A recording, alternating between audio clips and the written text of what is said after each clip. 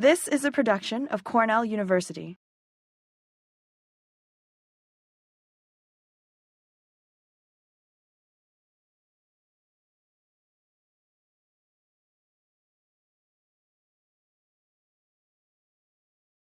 Thank you very much, Peter, for the very kind introduction and for the invitation to be here with you today. Thank you all for being here. And I also want to thank Cornell's legal team. They've let me know, they looked over this talk and they let me know that this talk has received an R rating for profanity. So just so you know, the Cornell's lawyers really, I think, are underappreciated on this campus. They do so much to keep us safe from lawsuits. We're all really busy, I know, so I've tried to boil my talk down actually to a couple of minutes. I think I can make my point just by reading to you a few recent book titles. So if you're ready, I'll just proceed. Here we go. Learning to Die in the Anthropocene, Reflections on the End of a Civilization. Down to the Wire, Fronting Climate Collapse. The Collapse of Western Civilization. These are all real book titles. Last Hours of Humanity, Warming the World to Extinction. Requiem for a Species, Why We Resist the Truth About Climate Change. Storms of My Grandchildren, The Truth About the Coming Climate Catastrophe and Our Last Chance to Save Humanity. High Tide on Main Street, Rising Sea Level and the Coming Coastal Crisis. Hell and High Water. And finally, just for Cornell, Climate Code Red. Thank you very much. I'm not going to stop there, but I am actually tempted to stop right there because I think you get the point.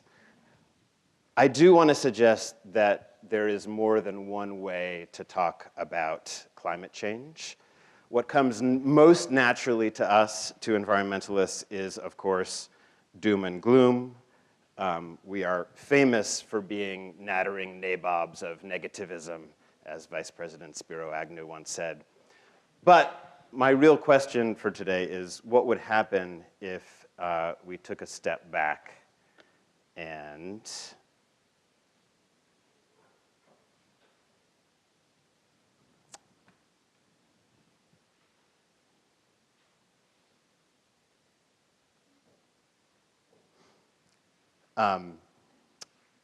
tried to approach climate change with a sense of humor, as in this very short I'm video. actress and notable famous person Cloris Leachman, and I gotta say, it feels wonderful not caring about climate change. I don't have to care about climate change. I don't have to care either. Me neither. You know why I don't have to care? Because I'll be dead, silly. Because I'll be dead, shithead. I'll be long gone. I don't care, I'll be dead by then. Worry about climate change? That's an after I'm dead problem. I still have while I'm alive problems, like finding comfortable shoes, Like driving under the speed limit. like stealing silverware and getting enough fiber. See this hair? Don't have to care about climate change. I'm gonna be dead, right? It. Asking me about climate change is like asking me what I want to be when I grow up. Back in my day, we didn't have climate change. We had cold, and we liked it. My grandkids are spoiled anyway. They could use a little hardship. Little bastards. Ooh, the big bad ocean's gonna rise up and swallow half of Florida. Good. Takes care of our country's Florida problem.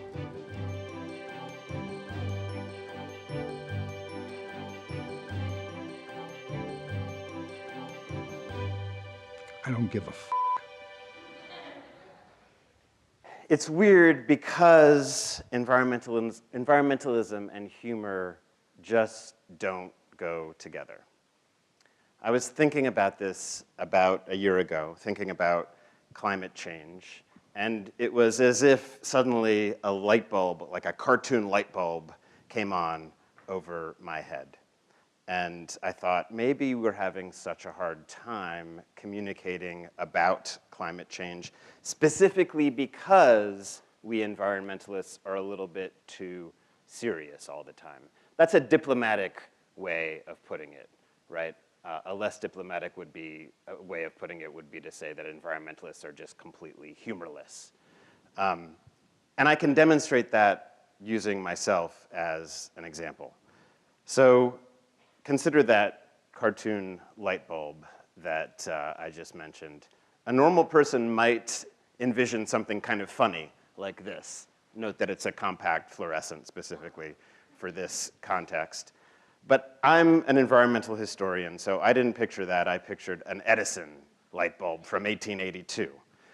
And Edison was mentioned in the reading that I provided for this seminar. He was a very early proponent of solar power, as you might recall from the reading. And I just wanted to say at the end of the talk, I'm happy to discuss that reading. Actually, I would love to hear any responses that you had to it, as well as to just answer questions about the talk.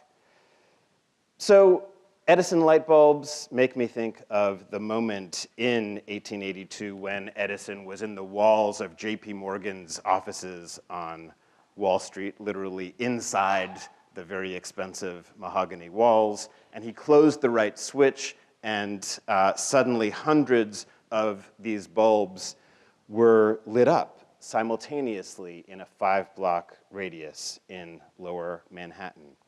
And it seemed like there were bystanders who had gathered to watch this event, and it seemed like magic. But of course, what the crowd did not see was the 6 30-ton dynamos a few blocks away on Pearl Street, nicknamed Jumbos because they were the size of an elephant. This is what the dynamos look like, and there's Jumbo.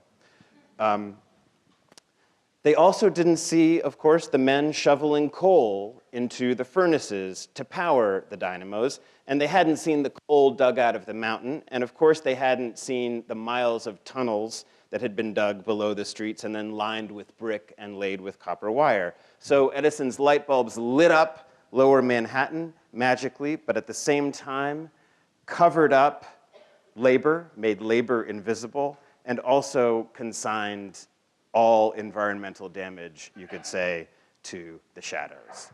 Not to mention the fact that it set us on our current path toward climate disaster.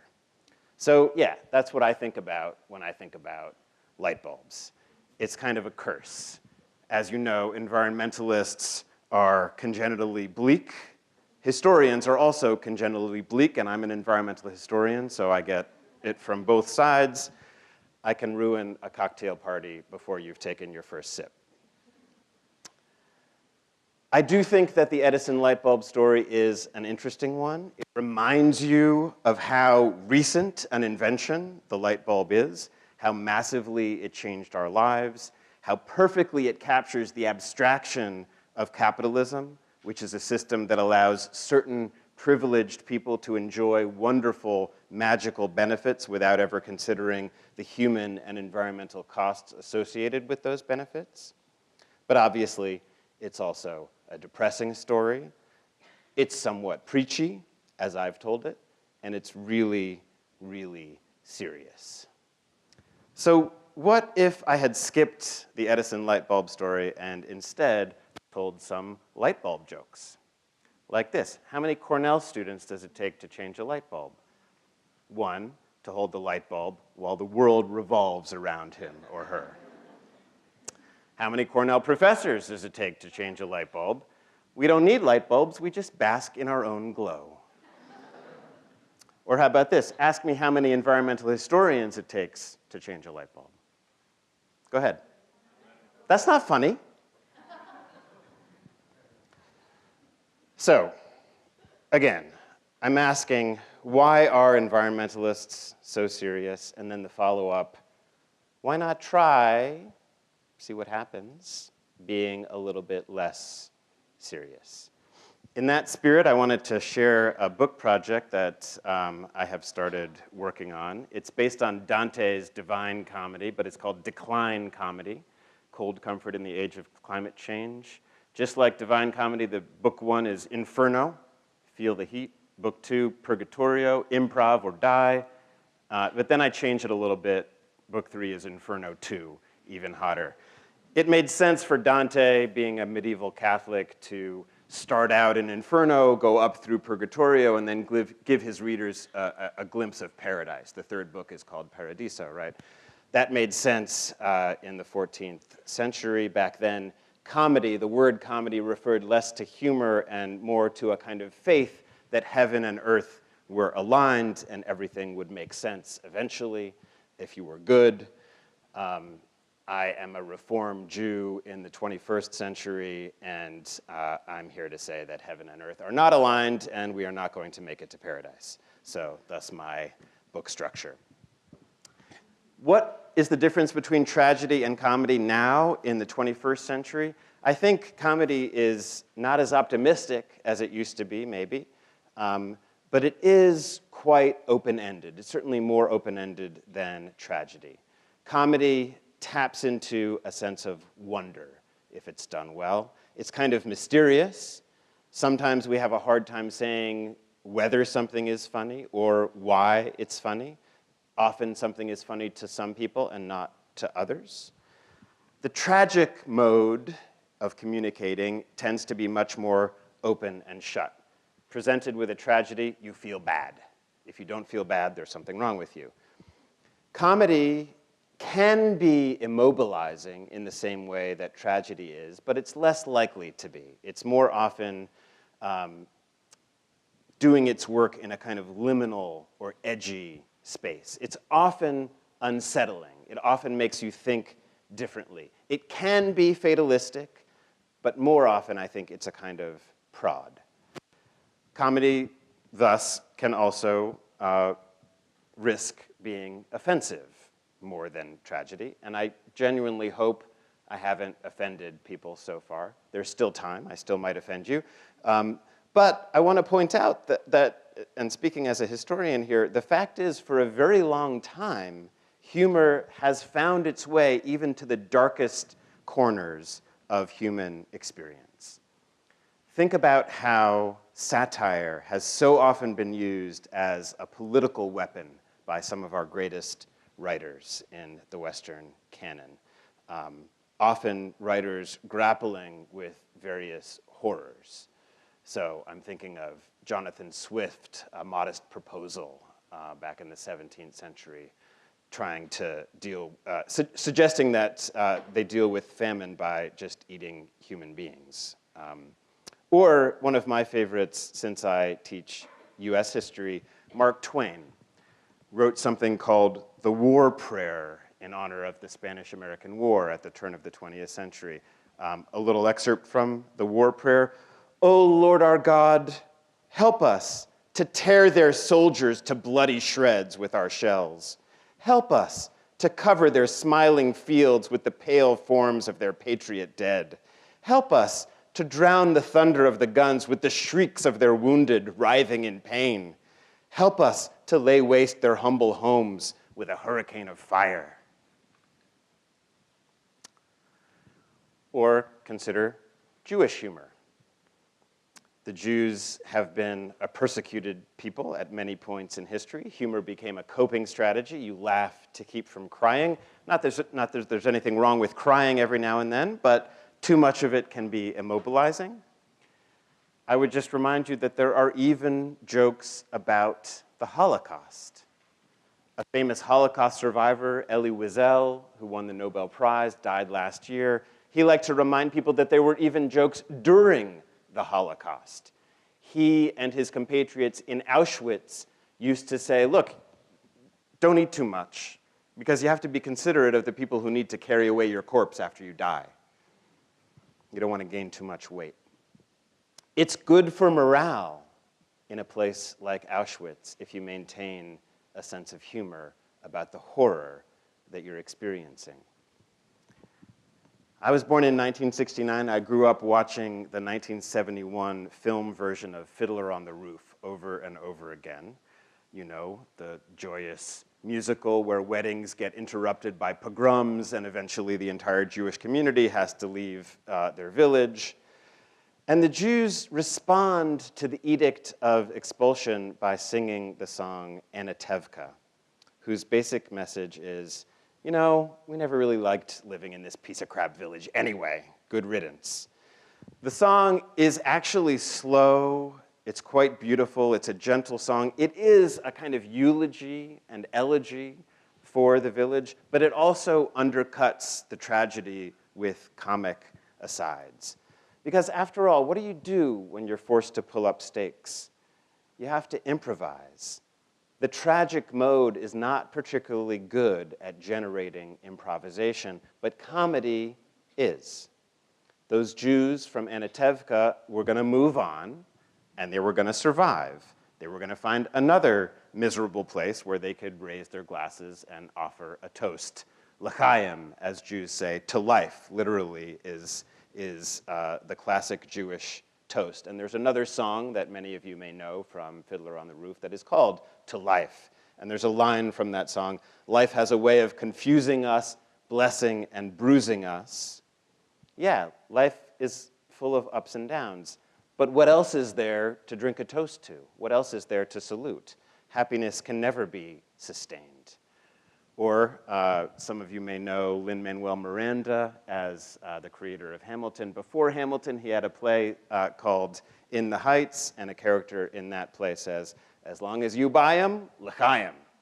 That's precisely where Latino humor and Jewish humor overlap in that line. Jewish humor is often pragmatic.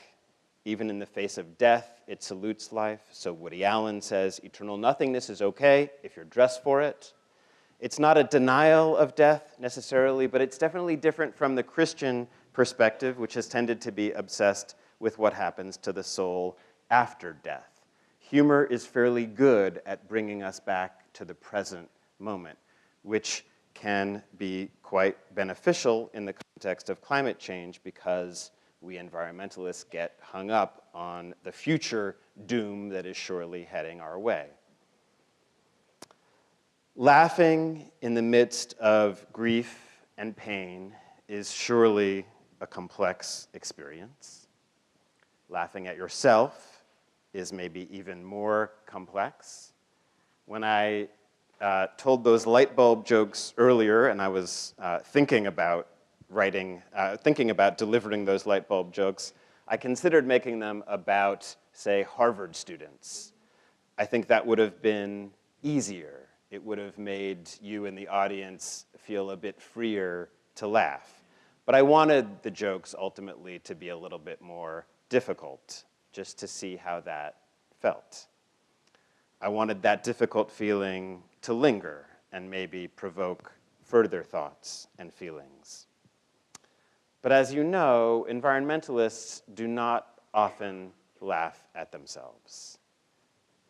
That means that they wind up the target of other people's jokes. Just think of environmentalism's history. Think of John Muir, founder of the Sierra Club, great environmentalist hero. Basically, the Sierra Club was intended to preserve little bits of wilderness where fairly wealthy white people could escape to on the weekend and go hiking.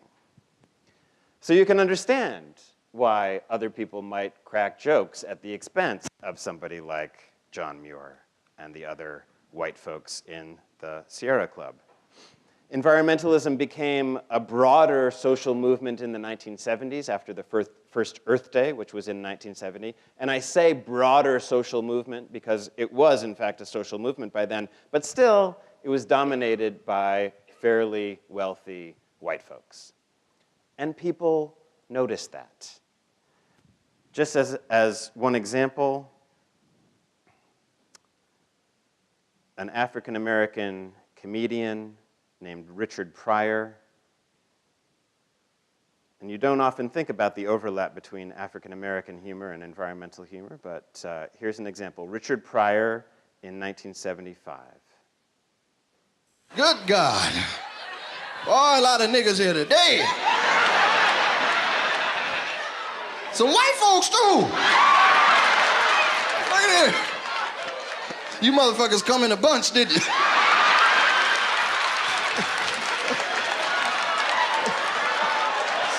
Stick with me. Don't worry about a thing. Just come on. Shortage of white people lately. I ain't seen no white folks no more. Y'all stop fucking?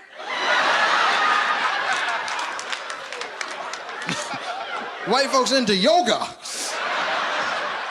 You can't get no nut doing no yoga. You got to get the pussy.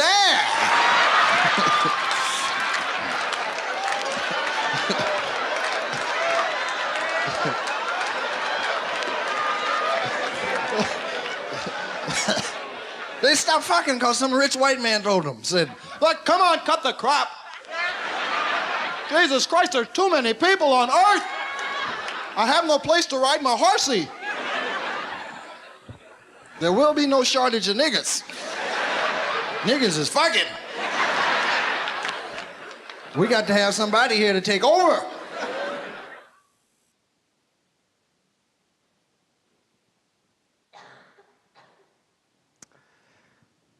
Okay, I don't mean to suggest that all environmentalists have always been self-serving or elitist or racist, but it is important to remember that part of their agenda has always involved self-interest. We have tried to make it seem like enlightened self-interest, especially as we've learned more about ecology or climate change. But in fact, most environmentalists are not fighting oppression the way that civil rights activists or feminists or even labor activists have fought oppression through history. And that has perhaps made environmentalists that much more defensive, which perhaps leads to their classic humorlessness. Black comedians, Jewish comedians, working class comedians, female comedians, all tend to make fun of the groups they identify themselves with. Environmentalists, not so much. So people continue to make fun of them. And I'll give you another example that's a little more recent. A lot of automakers are rolling out green energy vehicles, but Toyota says its newest Prius is the most environmentally friendly car ever produced. The secret? It kills its driver. Toyota calls it the Prius solution. When the driver enters the solution, the doors automatically lock and a seat belt secures him in place. Then it's time for Toyota's revolutionary eco-spike technology to go to work, impaling the driver through the heart and lungs. Ads for the solution tout the fact that it's the only car out there guaranteed to reduce its driver's carbon footprint to zero. The newest member of the Prius family is the greenest member. Prius Solution. When you're dead, you can't pollute. Over 1,000 eco-conscious Americans have already pre-ordered the solution. Yeah, I mean, if you care about the planet at all, it's the best car you can get. If your car doesn't kill you, it's like, what's even the point? The car does have its critics.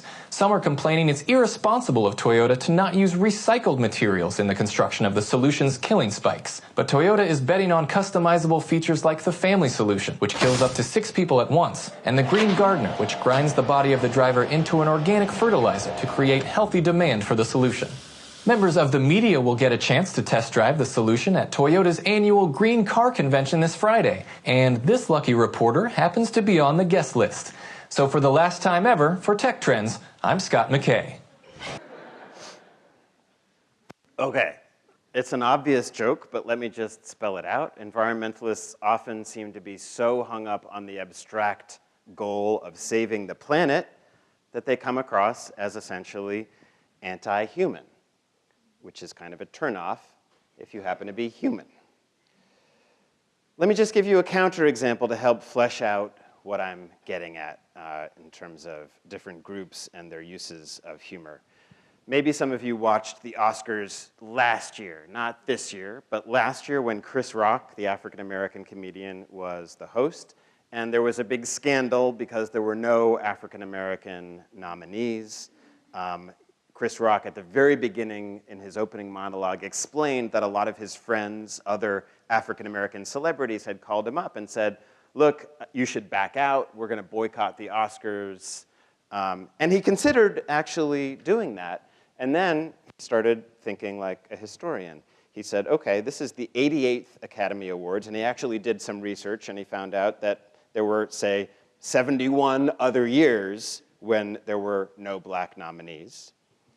So, as he explained in his monologue, consider the 1950s and 60s. If Sidney Poitier didn't put out a movie, there were probably no African-American nominees. And then I'm going to give a verbatim quotation because I don't want to get this wrong. He said, "But black people weren't protesting the Oscars in 1961 and 1962 because they had real problems to deal with. They were too busy being raped and lynched to care about who won Best Cinematographer. When your grandmother's swinging from a tree, it's really hard to care about Best Documentary Foreign Short." So you guys are not laughing because I'm not Chris Rock, but it was funny. It was funny in a literally gallows humor kind of way, right? He was making fun of his own people, the group he identified with, those African-American celebrities making pronouncement about the Oscars as if the Oscars really matter, he's suggesting. He's also making a deeply serious point, because if it doesn't really matter whether there are any African-American nominees at the Oscars, it does matter that African-Americans are being incarcerated in rates that are not consistent with the proportion of their population. It does matter that African Americans are being disproportionately brutalized by the police forces in this country. All of that was through suggestion. Sometimes the comedic framework can make serious points better than the tragic framework can make them. Which, again, makes me think that environmentalists might be able to accomplish something similar sometimes. It's true that it's very, very challenging. One British comedian named Marcus Brigstock specifically referred to climate change as far and away the most difficult comedy subject I've ever dealt with. Climate change deals with spatial and temporal scales that we're just not wired to comprehend. It's a hard thing to talk about no matter what approach you use. But I think humor is often good at making the abstract more concrete. It seems as though climate change comedy must be within the realm of possibility. So what if we were to attempt it? Instead of having other people make fun of us environmentalists, what if we tried making fun of other people? What do we have to lose by adopting this strategy? Are we worried that suddenly we won't get taken seriously? Well, guess what? We're already not getting taken seriously. So how about, for instance, making fun of the people who seem most responsible for climate change, as in this video. As a company, we have an absolute commitment to the principle of action on climate change. We're very proud of our values. But as one of the major contributors to CO2 emissions, and as we begin to contend with the real-world effects of climate change, we have to prepare ourselves for the next step in addressing our corporate responsibilities in this area. While the steps on the surface seem to be in opposition to our self-interest, the reality is, however, that they are actually in opposition to our self-interest. So we recognise what we call the gap. The gap is the problem of simultaneously holding two contradictory positions. On one hand, to act on our responsibility to humanity, but on the other hand, to deliver on our commitment to superior value for our shareholders. We needed to take a leap of faith. An intuitive step outside of the limitations of science-based argument. I'm proud to announce the company's new policy of fuck you.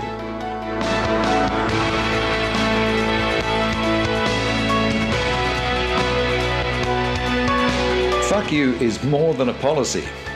It's a philosophy where we're able to straddle the dichotomy between what we know is true and how we can benefit by ignoring that truth. Fuck you means we can be passionate about our values, but not act on them.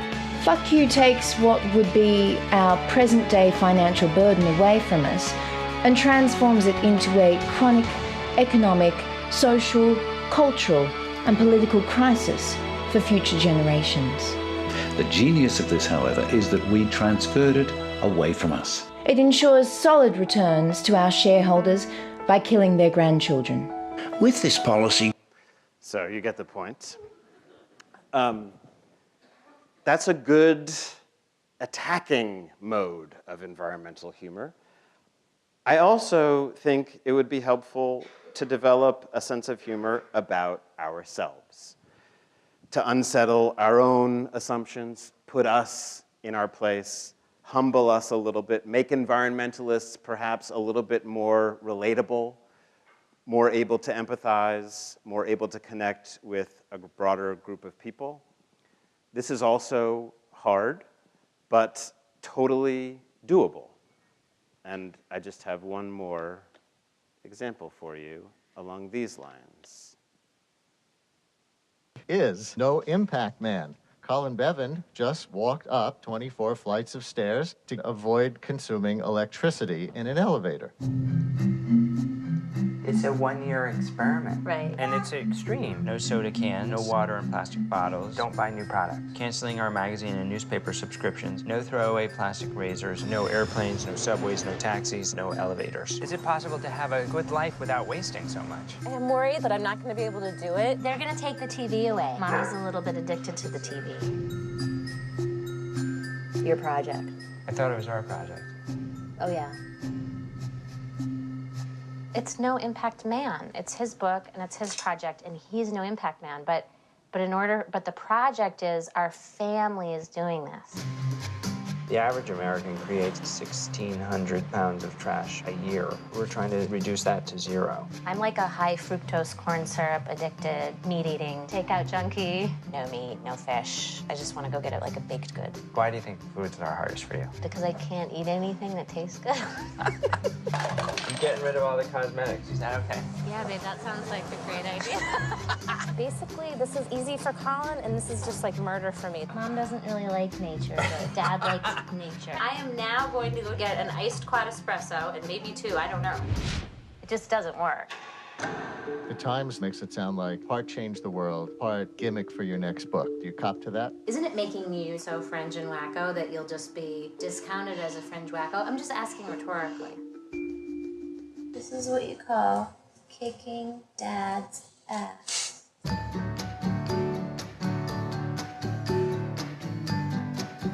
This is for our family. It's not just about the project. What if we called it the year I lost 20 pounds without going to the gym once? Or the year we didn't watch TV and we became much better parents as a result? Or the year we ate locally and seasonally and it ended up reversing my wife's pre-diabetic condition? They're fireflies. Just reminds me of our TV. Maybe ours was a little bigger. How do I say this without sounding like a dick? I get upset to see things individually wrapped in plastic.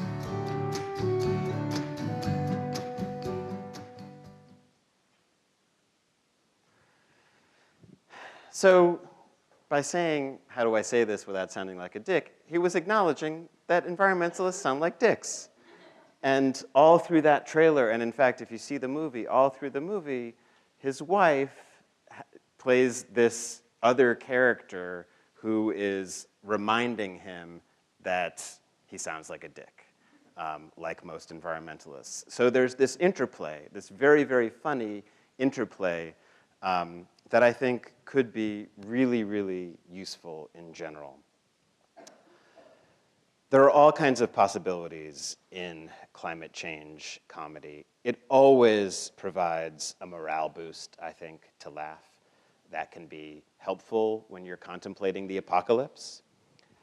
At the same time, I acknowledge that there are risks involved here. In the environmental realm, I'm especially sensitive to issues of justice and inequality. This is often what I teach about.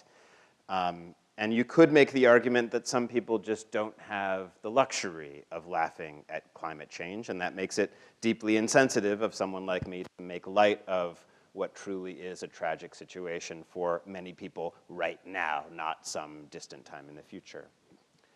I also know that this kind of approach, the comedic approach, can be offensive to people who devote their lives in an earnest, urgent effort to stop global warming, like some people in this room, perhaps.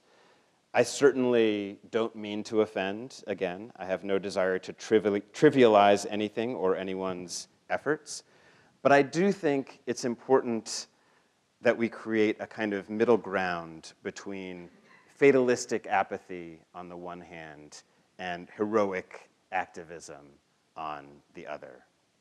The choice between those two poles is really a false one.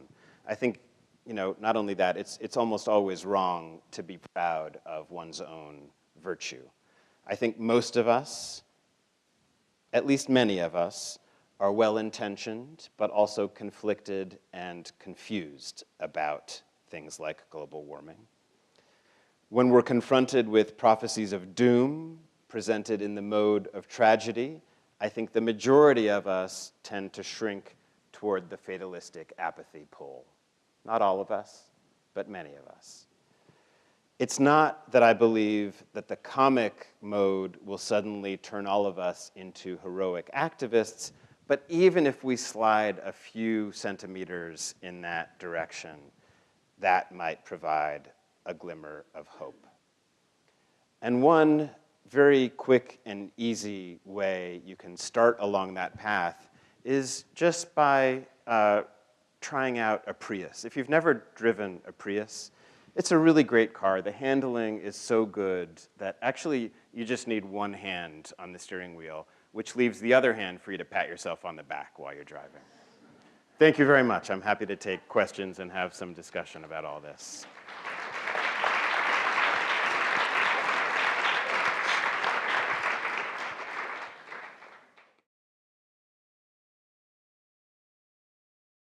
This has been a production of Cornell University, on the web at cornell.edu.